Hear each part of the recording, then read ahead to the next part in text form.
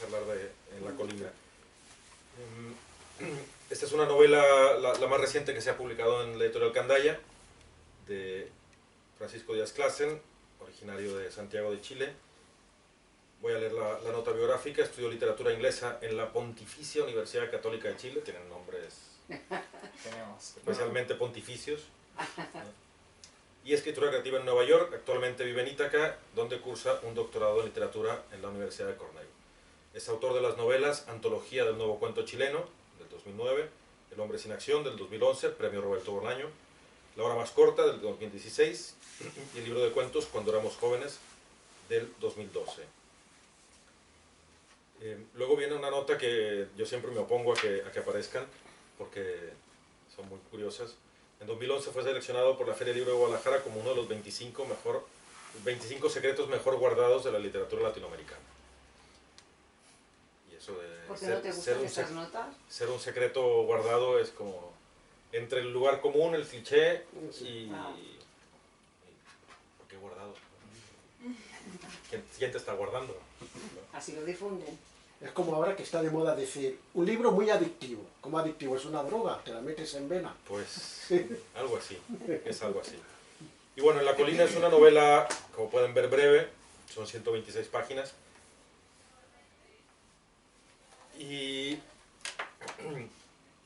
hay una cosa que a mí me interesa mucho de este libro, que es que cuando uno revisa la historia de la literatura y estudia los distintos modos de relación entre autor, narrador, personaje, autor, narrador, historia, hay toda una serie de categorías y de formas en las cuales se pueden explicar las distintas épocas del mundo, de la historia del mundo literario, pues el ser humano contra la naturaleza, el ser humano ante la divinidad, el ser humano ante la tecnología, el ser humano ante... etcétera, ¿no?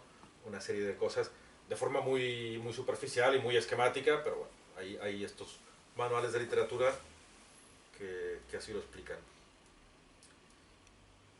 Pero hay una cosa que de todas estas categorías tan superficiales que me interesa y que no es del todo superficial en cualquier sentido, y que tiene que ver con que la literatura, para mí, se escribe casi siempre contra algo, más que a favor de algo, más que para contar algo, más que para...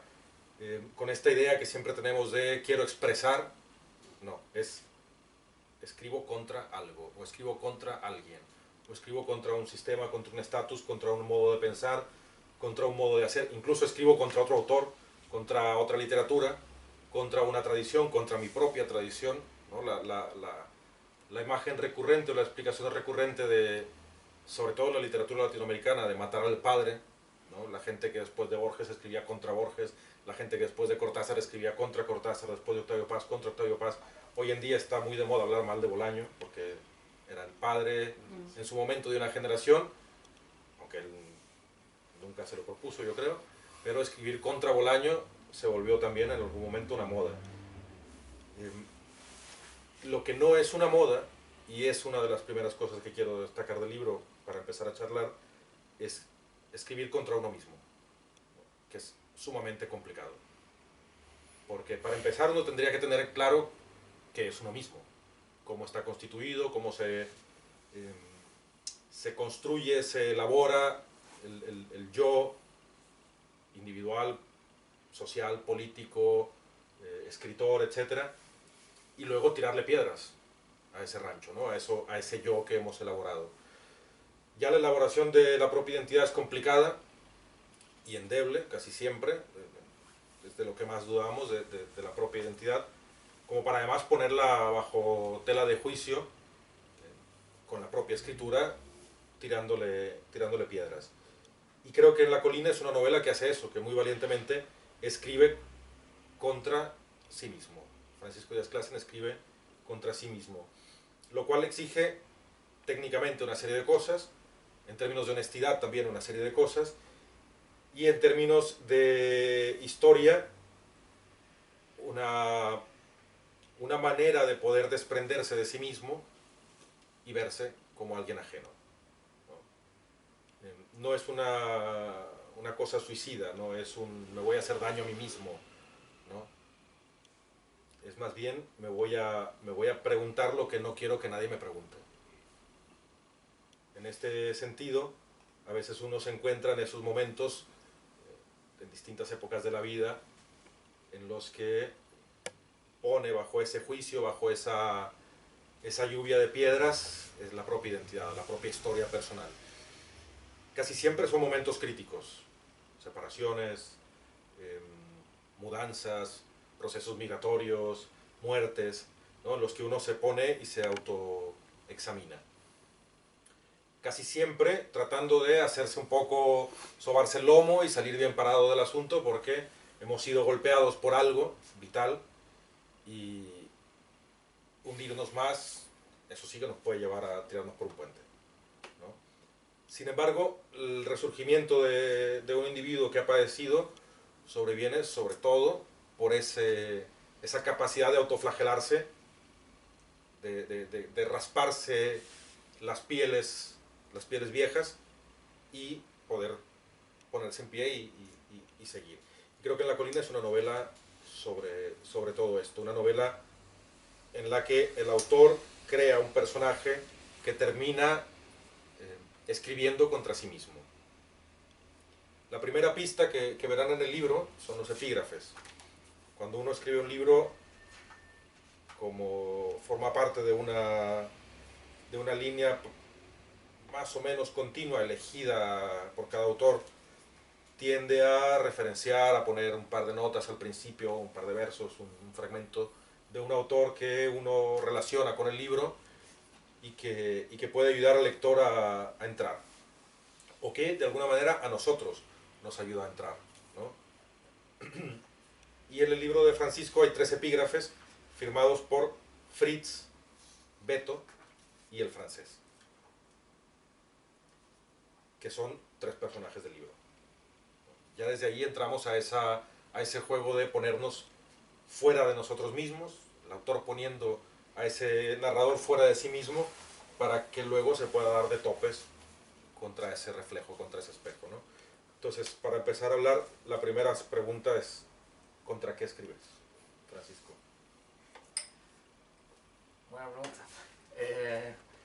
Bueno, no sé, estaba pensando ayer tuvimos otra presentación y me hacían preguntas y de repente uno tiene esta circunstancia que te preguntan algo y respondes lo primero que te sale de la cabeza y después dices, eso no era realmente cierto, pero bueno. Y yo pensando en algo parecido que alguien me dijo, yo me acuerdo que el 2005 yo estuve aquí, el 2005 yo estaba estudiando literatura inglesa en Chile y tuve un ataque de infantilismo, digamos, y dije, se acabó la universidad, me voy de la casa y me vine a Barcelona, porque nunca un escritor latinoamericano se ha venido a Barcelona antes. Y estaba en la casa de unos amigos, lo mismos que me estoy quedando ahora, que son amigos de mis padres, qué sé yo, y se produjeron una serie de circunstancias raras para mí, digamos. Una, que nadie me entendía nada, porque todos hablaban solo catalán, digamos, y mi español no era el que escuchan ustedes ahora, sino que un chileno sumamente acuciado, no sé, como hablaba muy rápido, no modulaba, no se entendía. Entonces trataba de hablar con ellos y me decían que tenía que repetir todo 5 o 6 veces. Así que cada vez que yo podía me iba y me encerraba en el cuarto que me habían dado y tenía insomnio, no podía dormir. Entonces leía, qué sé yo, toda la noche y escribía. Y empecé a escribir una novela porque eso es lo que hacen los escritores, ¿no? El primer libro tiene que ser, una exnovia me borró todo lo que yo había escrito, entonces empecé de cero. Y estaba escribiendo una novela y un cuento y le paso a esta señora con la que yo me estaba quedando la novela que estaba escribiendo, que era una novela sobre mis novias, qué sé yo.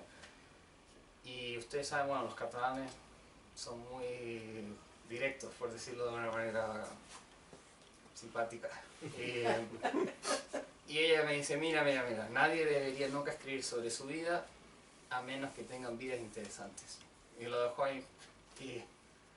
Y tenía razón, la novela era una mierda, digamos, la guardo solo para recordarme las cosas que puedo escribir si no me pongo si no me chequeo, digamos. Y creo que cuando ella me dijo eso, yo empecé a escribir más sobre mí, o no sobre mí mismo, pero esta cosa que dices tú no sé, hay una, no quiero decir moda, pero está muy en boga de la autoficción, la autorreferencialidad, y siempre me ha parecido que tiene sus méritos, digamos, y hay una cosa que es muy fácil de, con la velocidad, con la, como tú, o sea, yo todo lo veo como mecanismos de escritura, digamos, cómo manipulas al lector mejor o peor, y eso te va saltando etapas, digamos, porque si dices, yo ayer maté a mi madre, es distinto que si dices, él mató a su madre, bueno, se lee distinto. Y me interesó, bueno, no sé, yo creo que estaba obsesionado con Kafka, estaba obsesionado con Chaucer, que hace mucho eso de reírse de sí mismo también. Y creo que cada libro que iba escribiendo, mi intención era cómo puedo hacer esa distancia más obvia de que me estoy riendo de mí, pero en realidad me estoy riendo con el lector de mí, como algo así, no sé si esto explica, pero creo que siempre ha sido, bueno, y yo creo que mi vida siempre ha sido bien ridícula, entonces en algún punto me tengo que reír porque no me queda otra.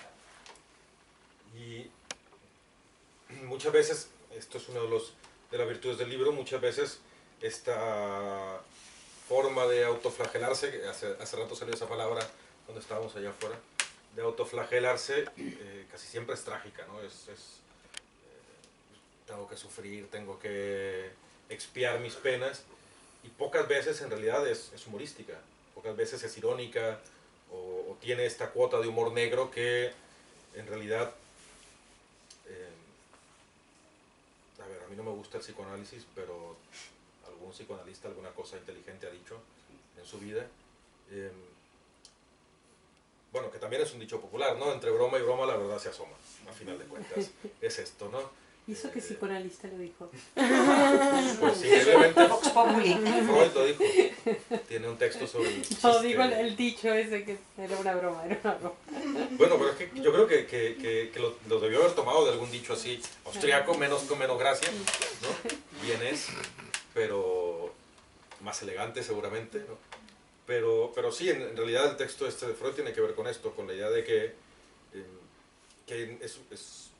yo pienso que es muy mexicano, pero creo que es muy latinoamericano en general, me río para no llorar, ¿no? Pero el humor es un proceso creativo, el humor es un proceso, a diferencia de la flagelación, que es un constante martirio físico, el humor no, el humor es un martirio intelectual. Es decir, estoy pensando cómo, con esta mierda que me está pasando, con estas cosas jodidas que me están pasando, voy a hacer que alguien más se ría. Que eventualmente va a hacer que yo me ría y no se va a arreglar nada, pero ya la risa es ganancia, ¿no? En este sentido, en La Colina tiene esto.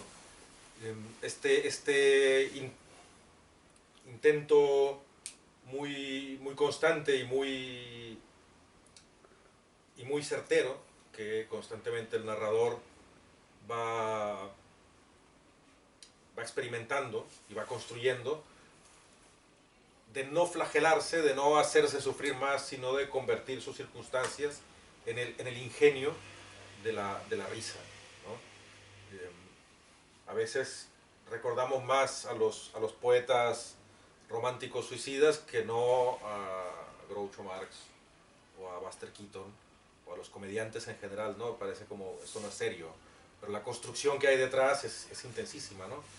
La anécdota de En la Colina es la siguiente. Hay un personaje que vive en un pueblo, en un bosque que podemos intuir como horroroso, medio encantado, medio extraño, una especie de villa cerca de una universidad en Estados Unidos. Entonces tiene una ruptura con su esposa, que se va con el mejor amigo de él, y todos los días después del trabajo en el pequeño pueblo va, bebe en el bar, pierde el autobús y tiene que subir la colina caminando, ¿no? Hace un zigzag para no padecer más, para no terminar vomitando y rodando colina abajo y demás. Y entonces llega a su casa y ahí escribe el libro. Y el libro es una serie de cartas a una antigua pareja que está en su país de origen, que en ningún momento se sabe si se las envía, si no, a veces parece que sí, a veces parece que no hay intención, que no es necesario enviarlas, pero se pone a escribir, ¿no? Todas las noches y reconstruye un poco la historia familiar y un poco la historia de la separación y un poco la historia de estos dos personajes, la receptora de la carta y el escritor, y de las personas que va conociendo a lo largo de estos días, ¿no? Planteado así, es entre tétrico y patético, ¿no? Es decir, borracho subiendo y bajando la colina, vale. Triste por la separación y el engaño, ¿no? La traición, vale, pues esto va a ser una cosa lacrimógena, y no, porque se ocupa constantemente en la creación del humor, ¿no? Entonces, si el autor escribe contra sí mismo, el humor es el arma más precisa para escribir contra uno mismo. ¿Qué piensas?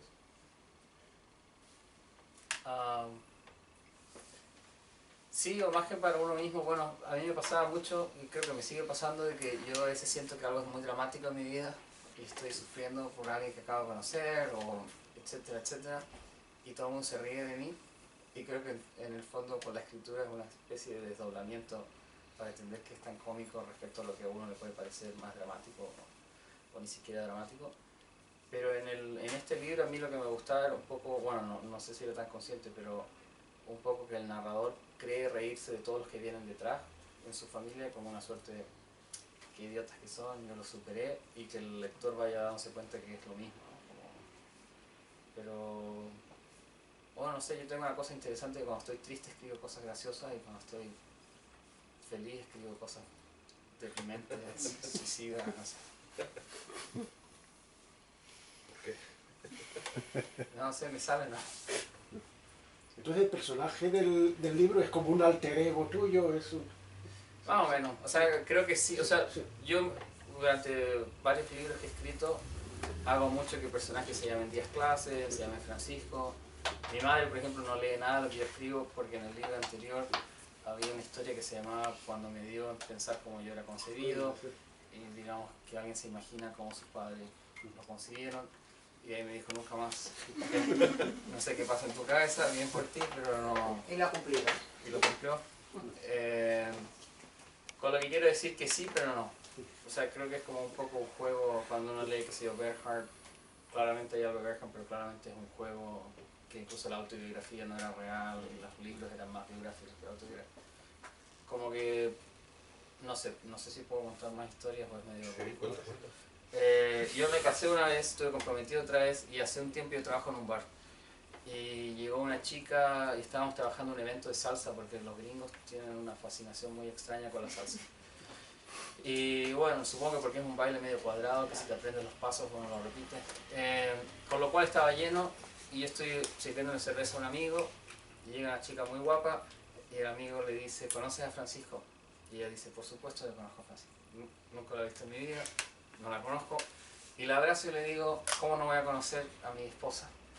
Y durante el resto de la noche simulamos que somos marido y mujer, digamos, como una especie de coqueteo, y de repente más toques, y de repente ya empezamos a besarnos en medio de la pista, hasta que ella me dice en un punto, bueno, tengo novio, vivo con él, muy lindo este matrimonio, pero se tiene que acabar. Y ella se va a su casa, y bueno, nunca más nos vimos. Yo le dije, deberíamos renovar nuestros votos, pero no me dijo nada.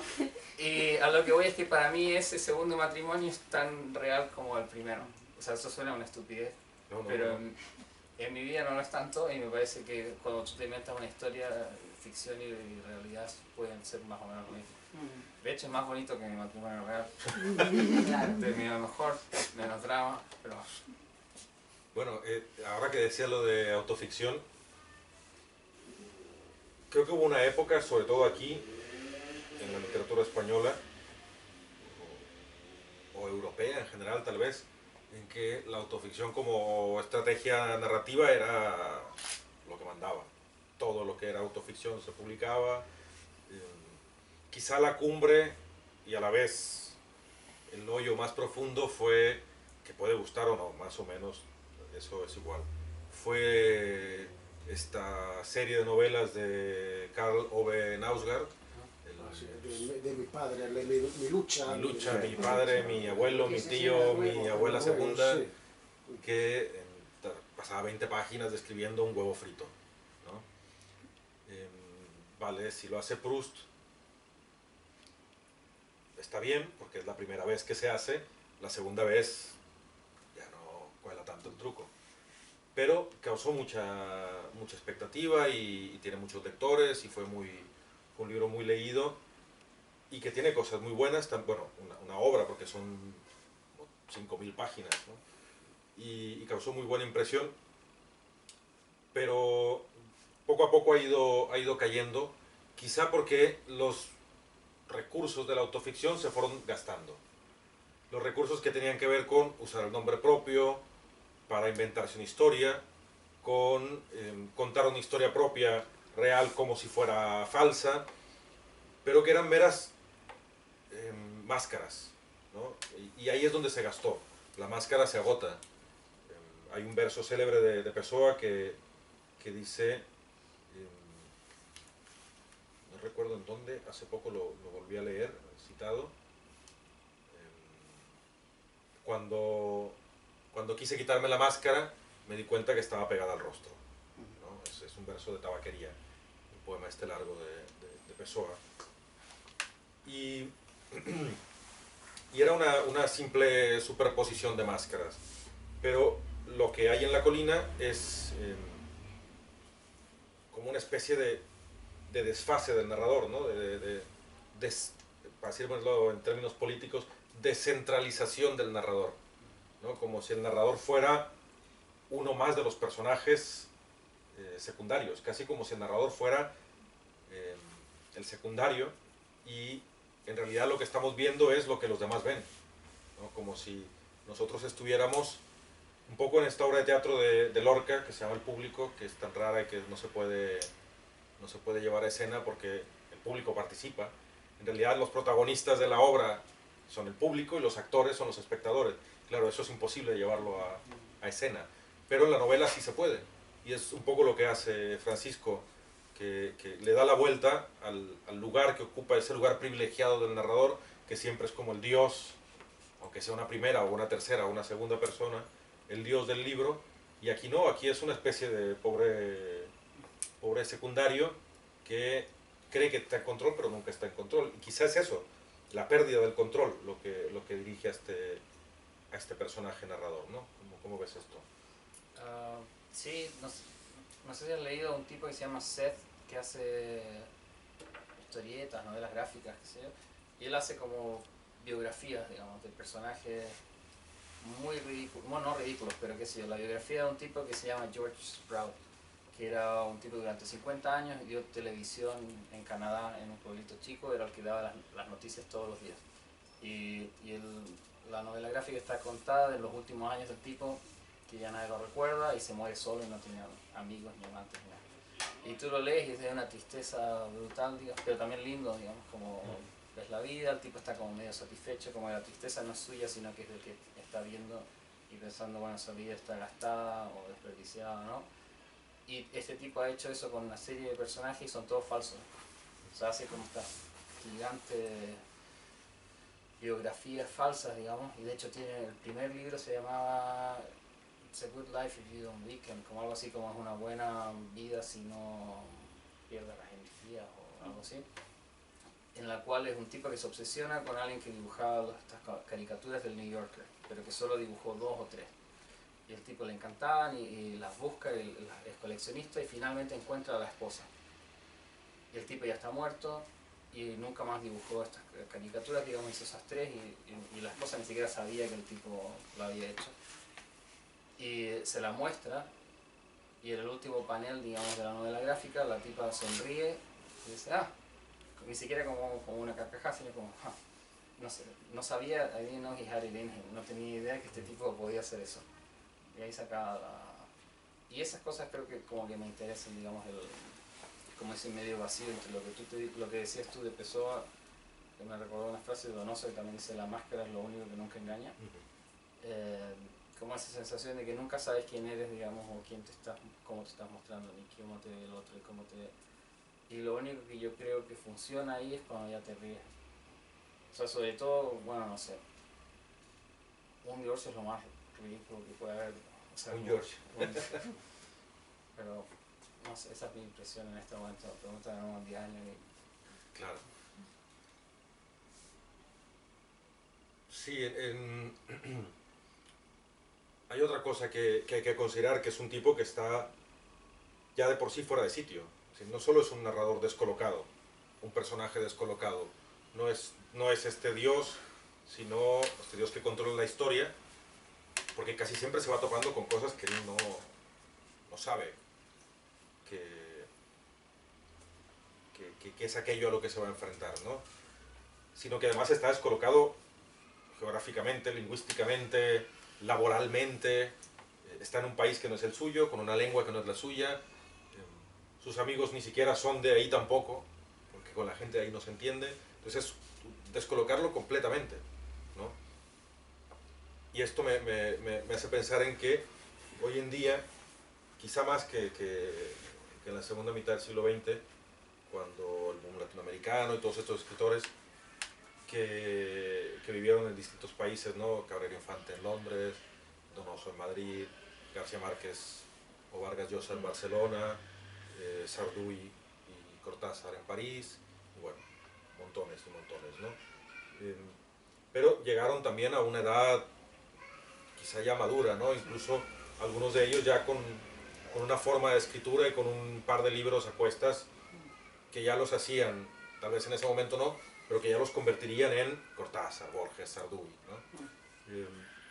Hoy en día creo que los escritores están viajando o saliendo de sus países mucho más jóvenes, mucho más inmaduros en términos generales, ¿no? Tanto como lectores como individuos, y muchas veces a lugares radicalmente disímiles, ¿no? Tú estás allí en ese pueblo extraño en el norte de Estados Unidos, a veces pues, hay otros lugares y otras circunstancias, pero quizá esa ruptura de tradición, del lenguaje, del oído, de esta oralidad constante a la que uno se enfrenta cuando está en el lugar en el que ha crecido siempre y va pescando frases sueltas, historias, ¿no? Mitos y demás, que se rompe. ¿Tú a qué edad te fuiste de Chile a Estados Unidos? A los de, ¿qué año es? ¿Qué año estamos? 2019. A ver, el 2011, yo nací en el 84, los 26. A los 26. Pero luego viviste aquí un par de años. 93, 95. Cuando pequeño. Esa descolocación, más allá del rasgo autobiográfico que el personaje pueda tener, ¿no? Esa descolocación del personaje en un territorio con otra lengua, con otra tradición, con otra cultura, con otra costumbre, donde solo tiene nicho con algunos otros extranjeros, ¿es algo que te interesa, que fue importante para la construcción del libro por sí sola?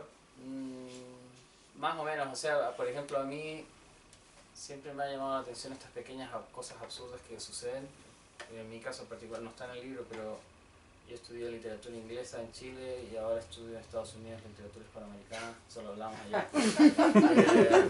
Y siento que son cosas que suceden bajo esta lógica, no quiero decir capitalista tardía, pero qué sé yo, que es como que, bueno, esa situación un poco pasa. Y a mí me interesa, en realidad, nunca me han interesado los exiliados cuando tú estás en el exilio, en el sentido de que se fuerza un poco las cosas identitarias o...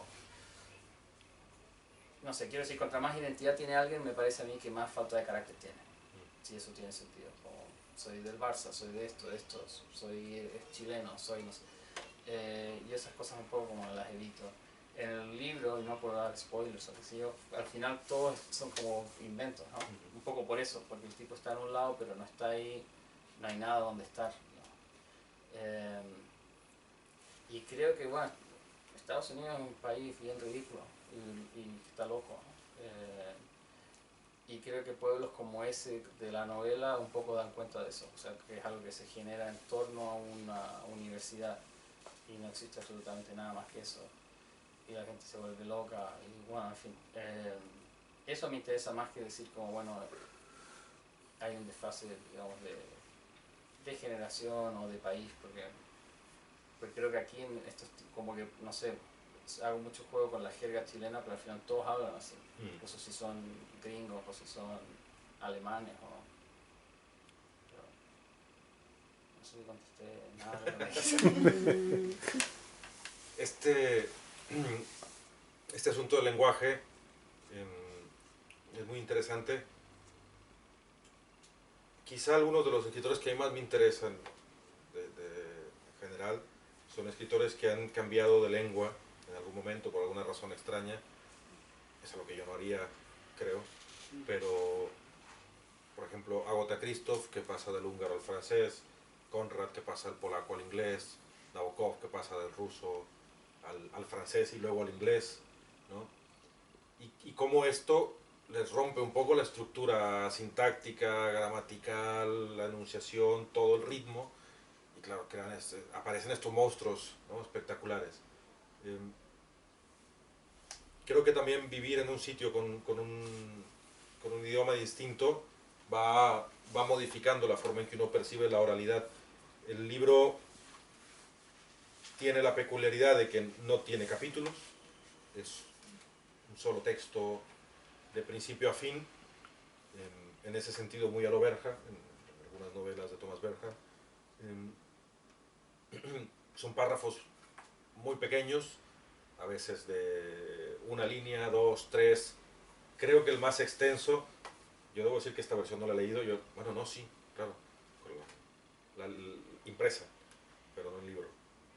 La más larga yo creo que tiene unas 5 líneas como mucho, y por el formato del tamaño de la página del libro, que cada una es prácticamente un enunciado, ¿no? Quizá alguna que otra no lo sea, pero en su mayoría cada párrafo es un enunciado con una oralidad, una velocidad, una intensidad y una capacidad de concreción muy, muy intensas, que hace que el libro, por una parte,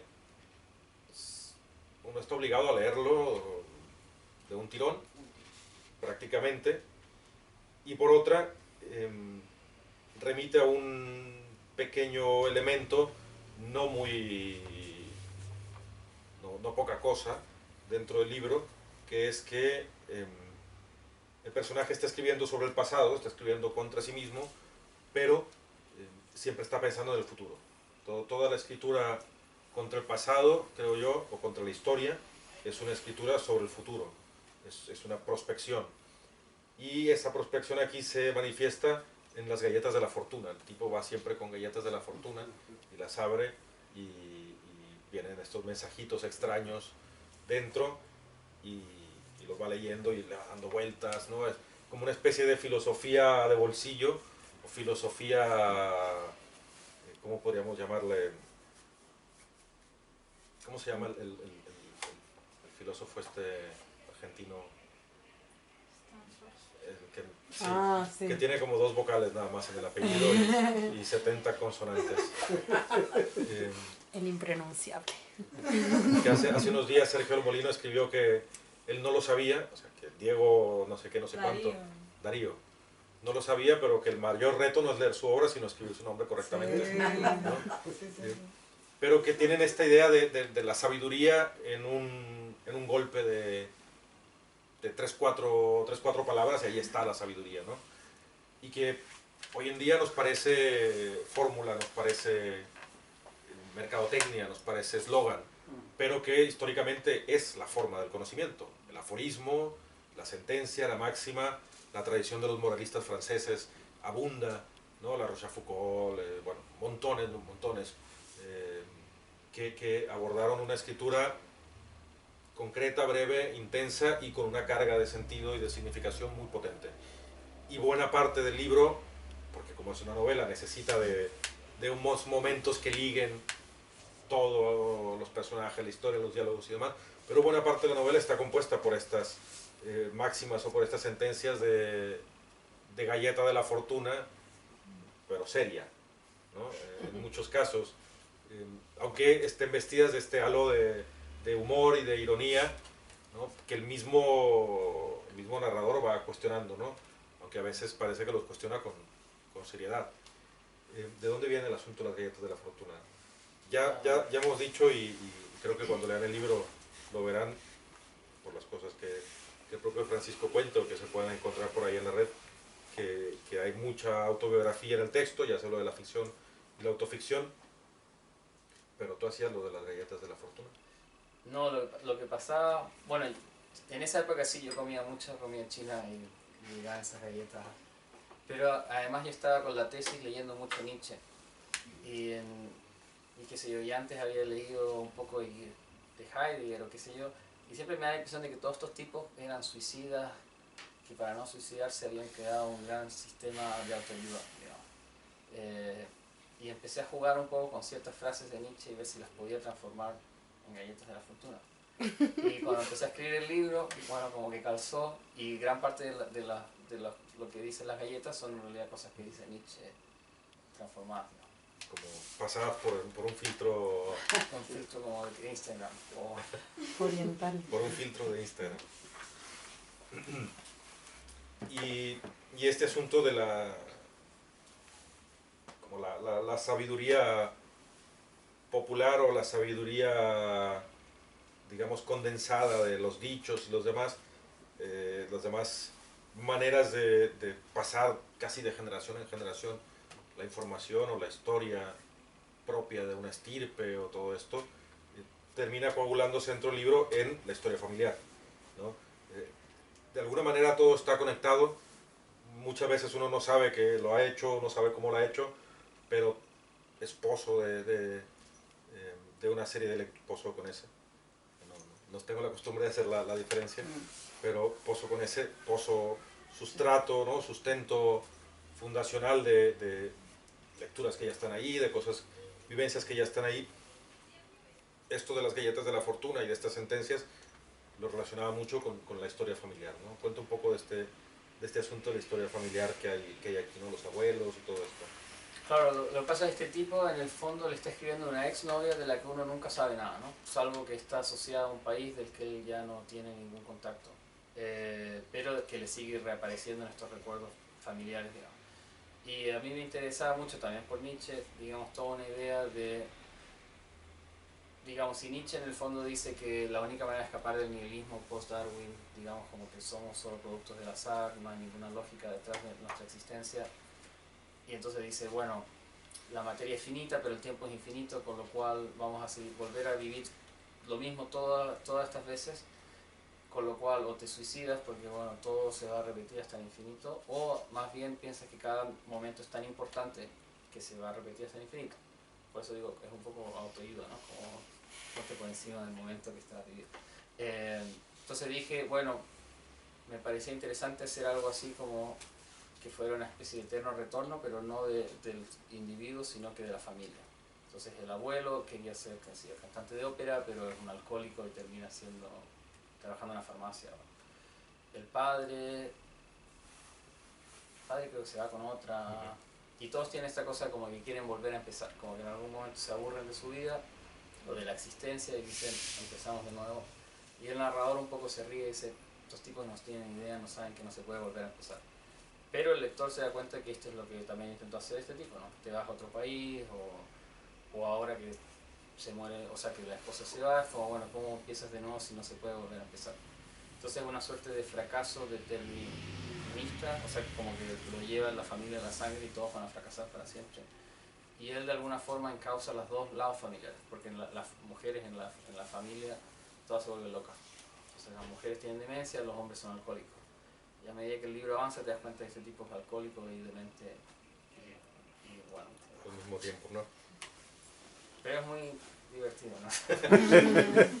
No, bueno, es que los personajes, los tíos, los abuelos, la superabuela y el superabuelo, ¿no? Más gente muy longeva. Y claro, la longevidad extiende bastante la capacidad de humor y de sufrimiento, ¿no? Y de alcoholismo, desde luego, ¿no? Y la idea de que las mujeres a determinada edad tenían amigos imaginarios, ¿no? Y veían fantasmas y veían cosas, y los tipos siempre terminaban alcohólicos, va construyendo toda una imagen familiar de delirio y de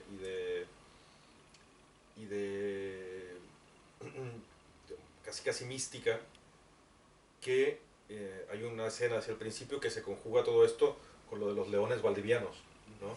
Que luego más adelante se relaciona con los animales que se encuentra subiendo y bajando la colina, ¿no? Cada vez que sube o que baja la colina, en algunos momentos un ciervo, un mapache, un zorrillo, ¿no? Toda esta brutalidad animal del bosque, bosque, ¿no? No de los bosques de ciudad, ¿no? En todo caso, Collserola sí es bosque.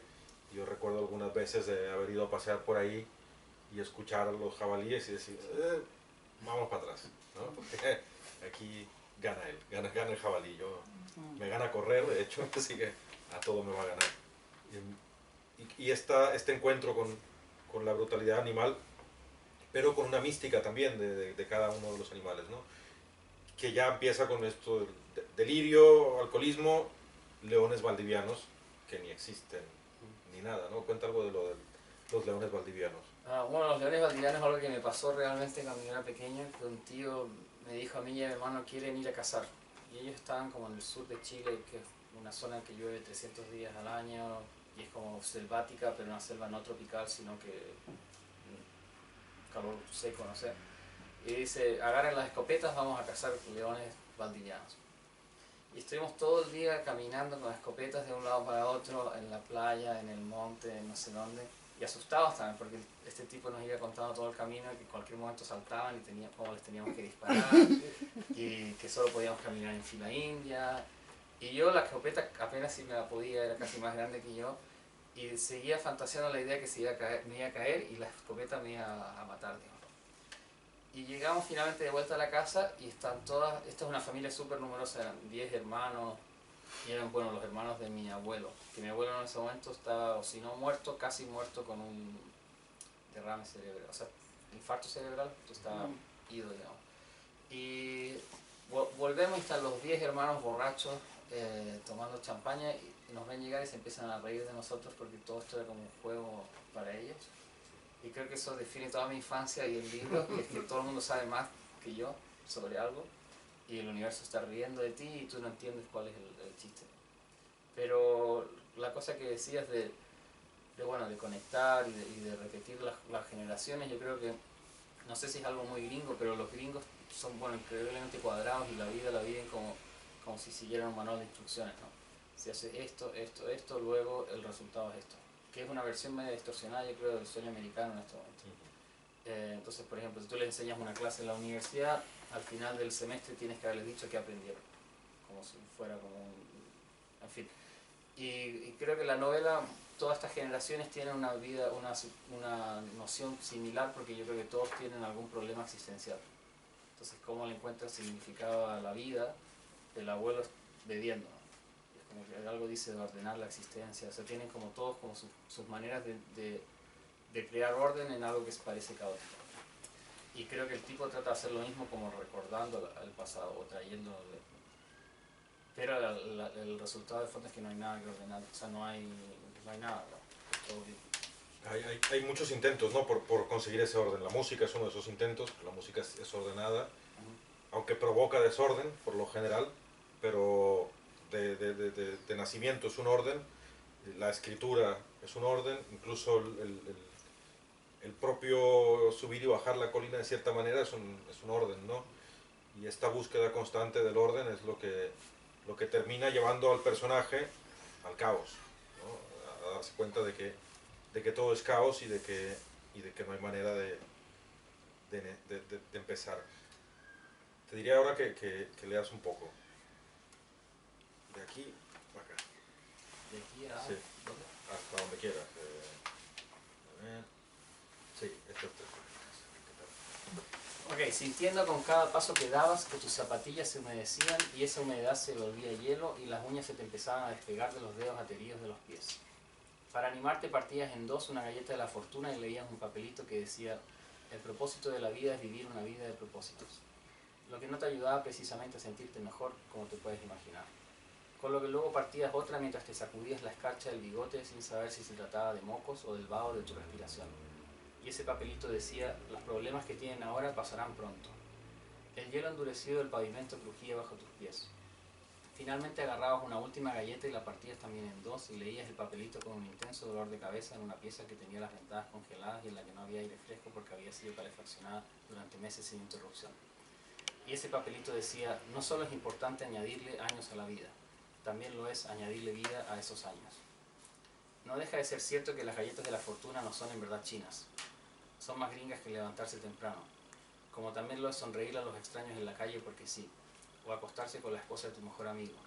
Imposible no recordar a mi abuela gritándole china cochina a una nana que era en realidad mapuche y olía siempre a cloro y cáscaras de limón. Mi pobre abuela, cada día un poco más vieja y por consiguiente cada día un poco más cerca de la muerte. O más lejos de la vida, si entendemos la vida como las cosas nuevas que todavía no se nos han repetido. Aunque en esa época de la que te hablo mi abuelita tenía 93 años y ahora tiene ya más de 110. No sería descabellado pensarla inmortal. La suerte es como la muerte, me decía mi abuela inmortal cada vez que jugábamos Carioca o la Gran Capital. Como yo siempre ganaba porque me escondía billetes y comodines en los bolsillos del pantalón, nunca supe si la vieja me estaba amenazando de muerte o dando un consejo de vida digno de un sabio chino que escribe galletas de la fortuna. Porque decía eso y luego se reía sin parar. Se largaba a reír como si la risa se le escapara a pesar suyo.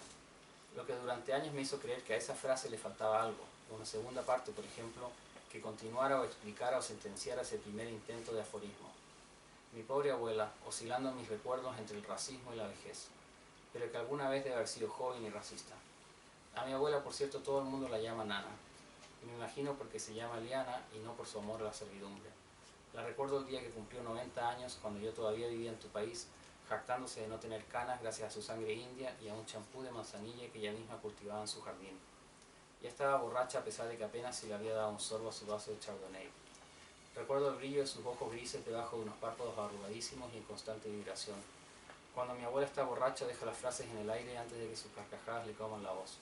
No es capaz de terminar sus frases ni de controlar sus esfínteres cuando está borracha, mi pobre abuela inmortal. Deja las frases a medio terminar como si ya no le pertenecieran, o como si cualquiera pudiera rematarlas en su lugar. No le falta lucidez a la vieja. Pienso ahora que en su caso querer decir algo y no poder hacerlo conlleva el anverso de la frustración, lo que un sabio chino supo decir mejor que yo. A veces la más potente de todas las voces es la del silencio, escribió el sabio chino en una galleta. Tal vez eso sea la vejez, una galleta de la fortuna que resume todo tu existir. Esa del silencio que te acabo de contar, o todavía mejor, otra que diga el tiempo que hay en la vida no es el mismo tiempo que es la vida. ¿Te das cuenta? Creer por un momento acaso larguísimo que la vida se te escapa de las manos solo para descubrir siempre demasiado tarde que ese era el tiempo y eso eras tú. Un balbuceo que se te hace eterno, un ojo brillando entre 1000 arrugas, canas o su ausencia, un champú de manzanilla que se prepara en un jardín. Pienso que justo que ese descubrimiento llegue si llega cuando estamos arrugados y ya no podemos controlar el chardonnay.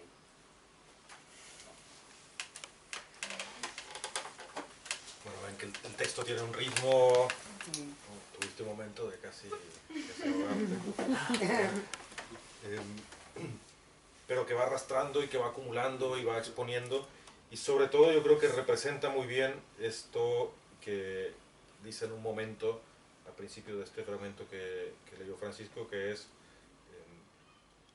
que la vida suceda es las cosas que no se repiten, ¿no? La vida, o vivir la vida es que las cosas no se repitan.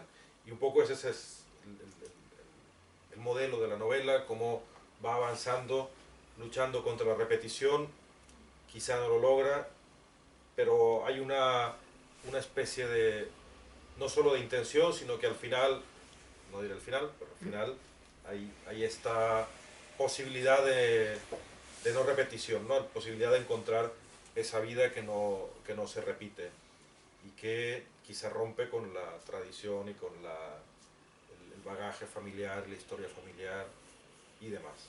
En resumidas cuentas, creo que es una novela que Francisco es un escritor con una trayectoria ya importante, y que es una novela que demuestra su calidad como autor, que además lo trae por primera vez a este mundo de lectores peninsulares y que bueno, ojalá que sea el primero de muchos en este lugar y en esta editorial, que yo creo que es el lugar adecuado para la literatura de Francisco, ¿no? yo recuerdo cuando leí el libro, la primera vez que lo leí fue para hacer una corrección y de inmediato quedé, a ver, espérate, ¿no? Había pasado una semana leyendo libros terribles que mandan a la editorial, 6 diarios de gente que quiere publicar y que son horribles, la mayoría de ellos, y estaba cansado de estar leyendo cosas muy malas. Y entonces cuando Paco me dice tienes que corregir un libro que se va a publicar, alegría absoluta, ¿no? Porque sé que son libros buenos, no, pero me llamó mucho la atención la forma, la manera en que me arrastró. Me diste demasiado trabajo porque tuve que leerlo unas 8 veces, porque me dejaba llevar, lo leía como lector y se me pasaban las cosas que tenía que hacer, el trabajo en realidad, entonces tenía que volver a empezar y lo disfruté mucho. Yo creo que es un libro que vale la pena leer una vez y releer para pescar todo esto y encontrar las cosas que no se les repiten, ¿no? a la novela. Si alguien quiere preguntar algo, aprovechen que está aquí por tiempo limitado, Francisco. Tendremos que leerlo primero. Mira, yo no lo leí, pero me da una sensación como de algo de lo simbólico, como de, siendo tan corto, en realidad es una novela bastante corta, está bueno, capaz que no haberla leído y que me quede esta sensación. Esto del trayecto, cuando está borracho, como una forma de expresar eso de que si te lleva a un autobús, es un camino ya marcado por alguien, como alguien que te lleva ya a un lugar, a un destino, y el camino de meterte en el bosque y meterte en ese estado como de inconsciencia o de conciencia como transformada por el alcohol, tiene algo como de meterte en un terreno incontrolado también. Y si de alguna forma usás eso de la colina como metáfora también para alejarte y acercarte, como una forma de tener perspectiva de tus raíces, digamos, o es Claro. algo que... Yo lo pensaba más bien en términos, bueno, lo de Sísifo, como ir de vuelta a la colina, pero además que es una rutina, ¿no? Como que tiene que hacerla siempre, pero es cierto que en el momento en que entra al bosque o está en un ambiente que es menos de ciudad, no controla y de hecho trata de controlarlo, ¿no? Porque cada vez que tiene un encuentro, como decías tú, le trata de buscar una lectura mística o choca con un ciervo y luego habla sobre la humanidad y los animales y qué sé. O sea, claro, todo lo que le pasa está fuera de su control, digamos, o de la lógica de la repetición, y él no, pero él trata de agarrarla sin yo creo, poder hacerlo, ¿no? Ajá. Hay una banda legendaria argentina que se llama 2 Minutos, Obvio. que tiene una canción que se llama Mosca de Bar, que empieza con una conversación en que un tipo le pregunta al otro ¿Qué es el bar, Enrique? Es muy divertida porque el Enrique explica que el bar es el último reducto de salvajismo que queda en las ciudades, ¿no? Ahora que decías esto, pensaba en que buena parte de la novela ocurre en bares. Entre la colina, la casa y un poco la oficina, la mayor parte del tiempo es en bares, en el pueblo este, ¿no? Y claro, el bar es un lugar salvaje, es un lugar donde... Y de hecho una de las palabras a la que refiere este pequeño fragmento hablado en la canción no es la selva, pero por lo menos es el bosque que le queda a la ciudad, ¿no? El bar. Hasta, bueno, y de hecho, claro, el bar es el único lugar en el que sabes cómo entras, pero no sabes muy bien cómo vas a salir. Bueno, ¿alguna cosa más? ¿Pregunta o inconformidad? ¿Algo contra el autor? Ya que empezamos de esa manera. Hombre, si lo acabamos de conocer, no podemos tener nada en contra. Pues bueno, muchas gracias por estar Gracias a acá. vosotros. Y gracias Cecilia y Ah, Miguel. vosotros. Francisco, gracias. Porque sí, a ver si nos haces una dedicatoria. Dedicatoria. O una firma. Sin tener que inventar.